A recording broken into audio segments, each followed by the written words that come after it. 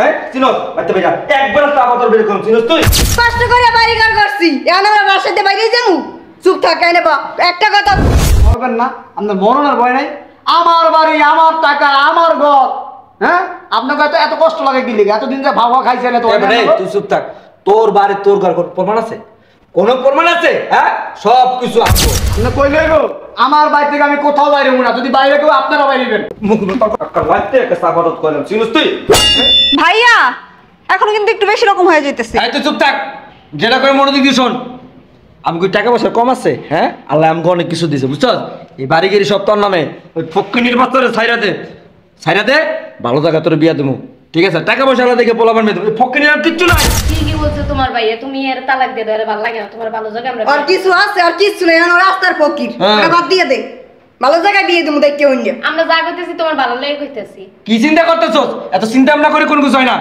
এই ফক্কিনির বাচ্চার অক্ষণ 3 তালাক দিয়া দে 3 তালাক দিয়ে বাইর করে লাগতে দে বাসাতে তুমি তোমার ভাইয়াকে হাত তুলো কেন তোমারও দিলাম শোনো আজকে যে তোমাদের গায়ে হাত তুললাম না এই কাজটা আমার আরো আগে করা উচিত ছিল তারপরেও দেখো এরকম করা কি ঠিক হইব হুটহাট করে এরকম জানানো শোনো বিষয়টা হয়েছে আজকে জানাইলো জানাবো কালকে জানাইলো জানাবো জানাইতে তো হইবে ঠিক না তো দেরি করে লাভ কি তারপরেও তো ওরা তো আমার মা বাপ ভাই ঠিক আছে কও এখন আমার তো কেউ নাই আত্মীয় স্বজন বাপ মা কেউ নাই ঠিক আছে আমি তো তাকে বাপ মা ভাই বোনের মতোই জানি হ্যাঁ তো এতদিন আমি প্রবাস ছিলাম যেমনি যা তোমরা চলছো করছো যা কিছু করছো হ্যাঁ যেভাবে করছো দেখে শুনে রাখছো ঠিক আছে এখন আমি আইছি আমি তো আর মনে করো প্রবাস যাবো না ঠিক আছে এখন আমার বিষয়টা তো বোঝোই হ্যাঁ আমার তো এটা দিয়ে করে লড়ে চড়ে চলা লাগবো ঠিক না তো এখন বিষয়টা দেখো জানানো উচিত আমি মনে করি ঠিক আছে যেহেতু তুমি বলতেছো তুমি যেটা ভালো মনে করো সেটাই করো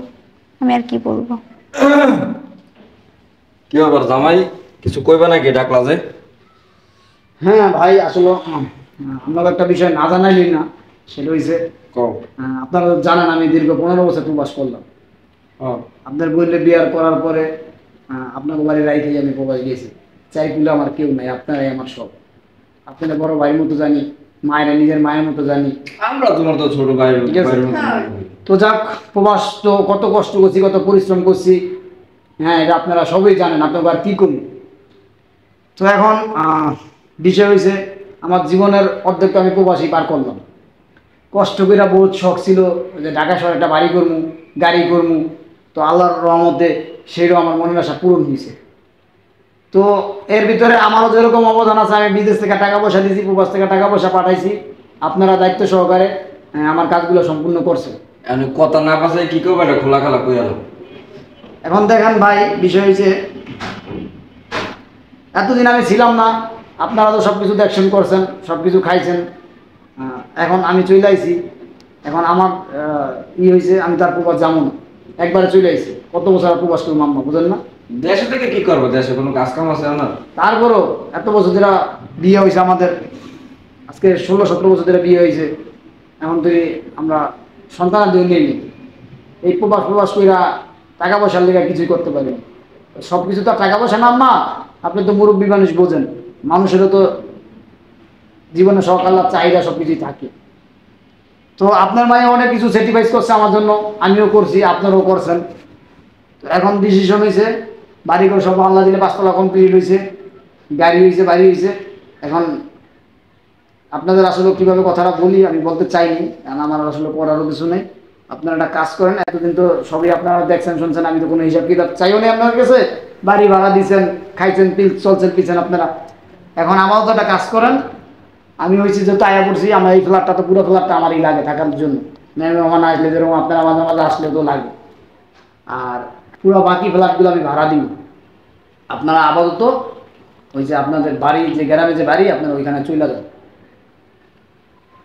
আমরা কি যাবো হ্যাঁ এই ফকির বাস আরে ভাইয়া কি করতেছো তুমি এটা হ্যাঁ কি কইতেছ আল্লাহ জানে হ্যাঁ এত কষ্ট করে সেটা বাড়ি করলাম আমি রাতের দিন মনে করি না দিনের রাত মনে করি না সমানে কাম করছি বাড়ির লেগে মানে সব কিছু শেষ করে ফেলাম ও কইছে আম করে বাড়িতে বেরিয়ে দে এই বাড়ি আমার নামে আমরা এত কষ্ট করে বাড়ি ঘর করছি আমরা কই যাব কি মনে করছ তুই নিজে নিজে কি মনে করছ তুই নিজে নিজে এই বাড়ির প্রত্যেকটা ইট আমার হাতে তৈরি করা বুঝছস প্রত্যেকটা ইটের আমার গন্ধ আছে ও আমার কইতেছে বাইতে বাইরে চিন্তা করছস শোন তুই এখন এই মুহূর্তে বাইতে বাইরে যাবি তোর এই বেতে কোনো স্থান নাই আরে ভাই কি যাওয়া বলতেছো ভাবছিলাম, এই তুই চুপ থাক যাওয়া ভাবছিলাম আইসোর বিদেশে থাকবি খাবি নেবি ও মা হেঁটে আমারই সবল দিতেছে হ্যাঁ কোন ভাইয়া আপনার কি মাথা টাথা গেছে নাকি? এ বেটা মাথা আমার ঠিকই আছে আম্মা আপনি কিছু কইলেন না? কি কমো আমি আইয়া উল্টা কথা শুরু করছো কই ভাই এমো আমরা বাড়ি আমার, ঘর আমার, টাকা কামাইছি আমি, আপনাদের এতদিন দয়া করে থাকতে দিয়েছি, আপনারা বাড়ি ঘর করছেন ঠিক আছে, আপনার মেয়ে আপনাদের সাথে রয়েছে,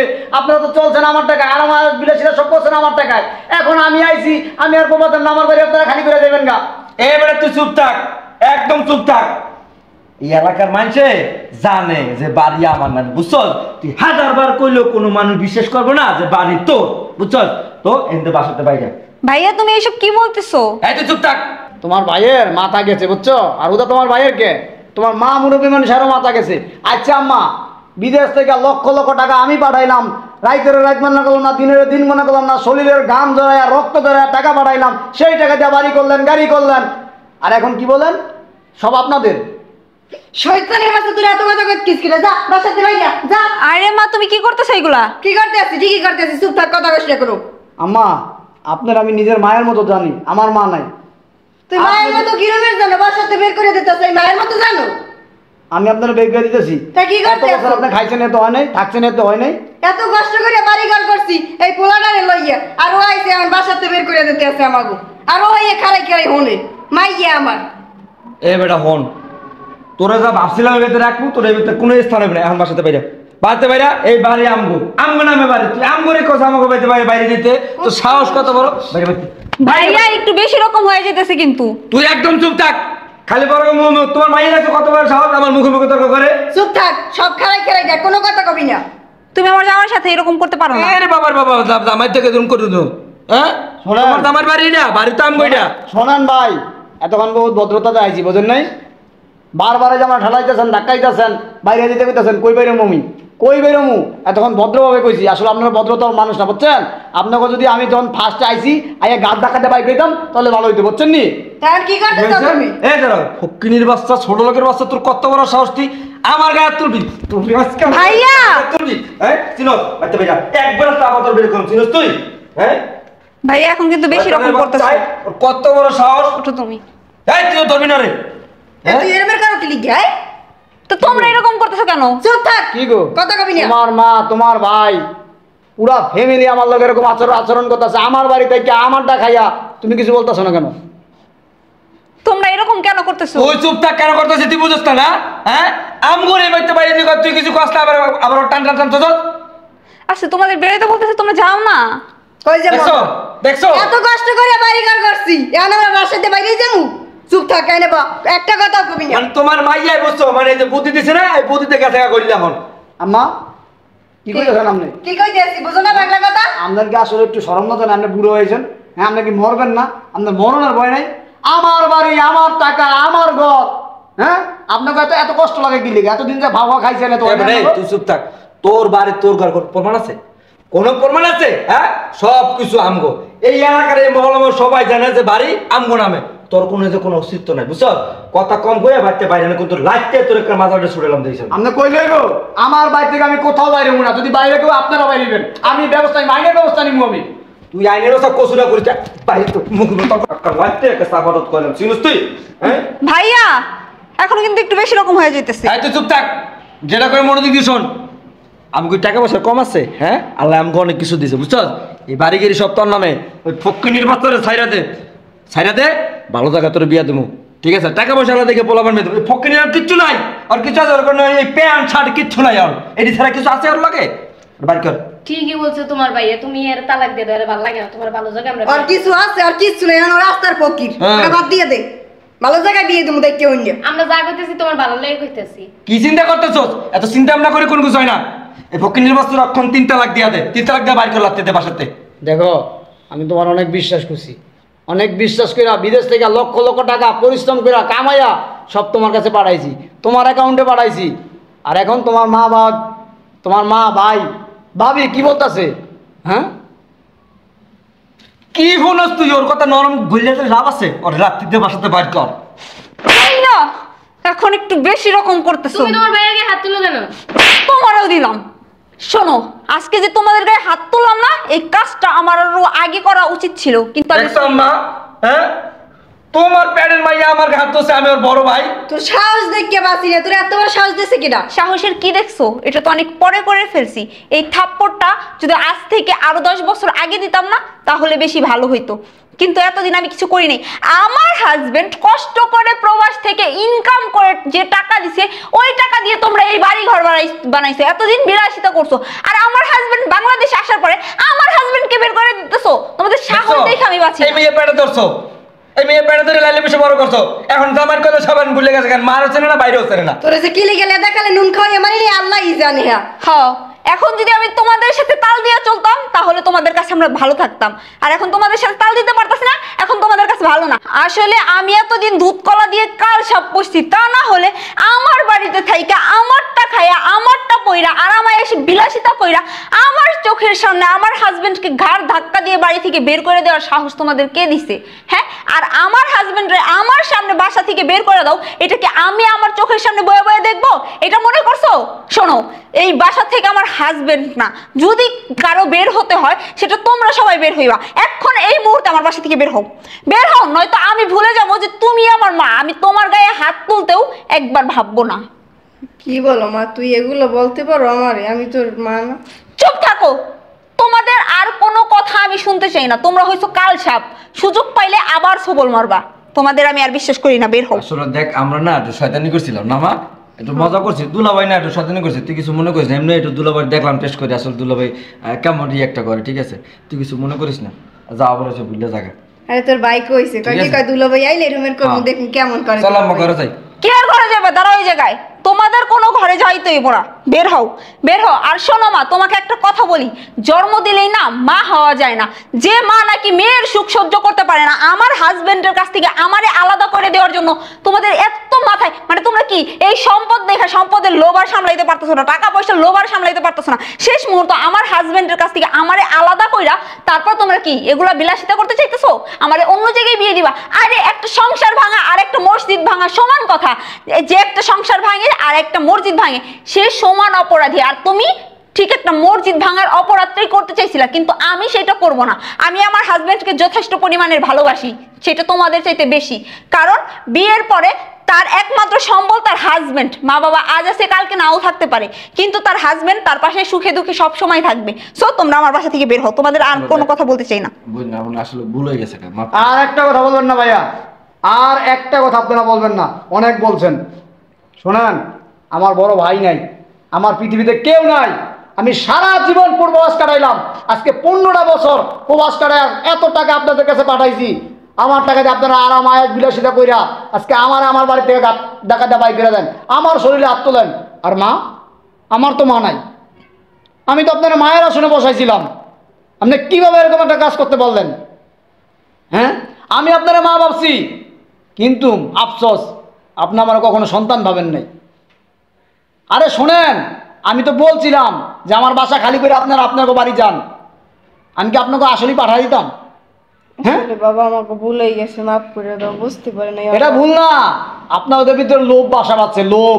মা কিছু কর না। বুঝছেন, আমি আপনাদের পরীক্ষা করতে চাইছিলাম যে আমি যে আপনাদের এত ভালোবাসি, আপনাদের মায়ের স্থানে বসাইছি, এই যে আপনার ছেলের বড় ভাইয়ের আসনে বসাইছি, পরীক্ষা করে দেখলাম যে এই যে আমার টাকা পয়সা স্বর্ণগয়না অর্থ সম্পদ, আমি তো আবার প্রবাস চলে যাবো। আইছিলাম 3 মাসের ছুটিতে আম্মা। আমি প্রবাস থেকে এত কষ্ট করে নিজের আরাম আয়েশ বাদ দিয়া, হ্যাঁ, নিজের লাইফের কথা চিন্তা না করে প্রবাস থাকি। কার জন্য? আমার কেউ আছে, আমার বাপ আছে, মা আছে, ভাই আছে, বোন আছে, তারা খাইব আমার টাকা পয়সা, তারা খাইতেছে, তারা আরাম আয়েশ করতেছে। কারা করতেছে?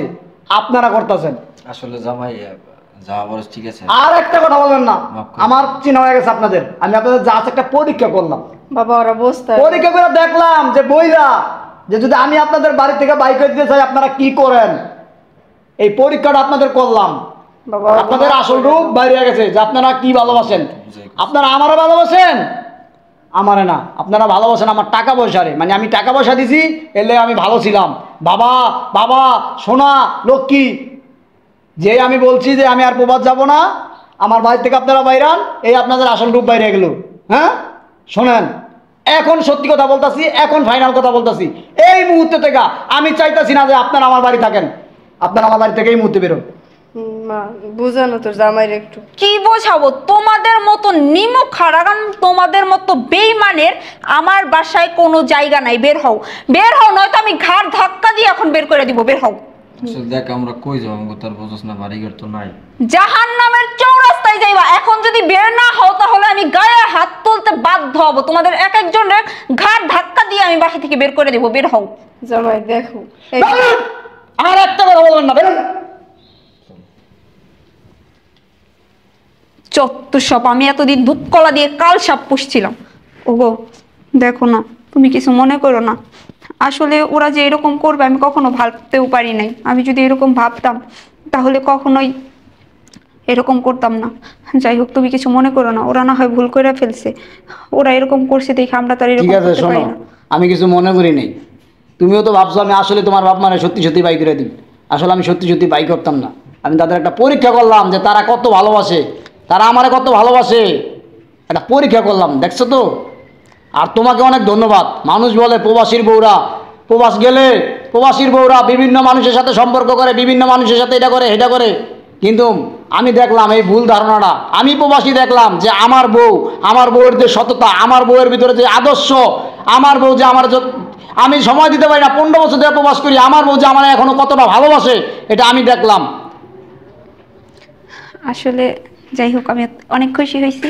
ওরা চলে গেছে তাতে কি হয়েছে? আমি এতদিন ভুলে গেছিলাম যে দুধ কলা দিয়ে কাল সাপ পুষছি। যাই হোক, আল্লাহ যা করে ভালোর জন্যই করে। ঠিক আছে, আর তুমিও আমার মাফ করে দিও, আমি আসলে এটা করতে চাইনি। যাই হোক, আমি কোনো কিছু মনে করি নাই।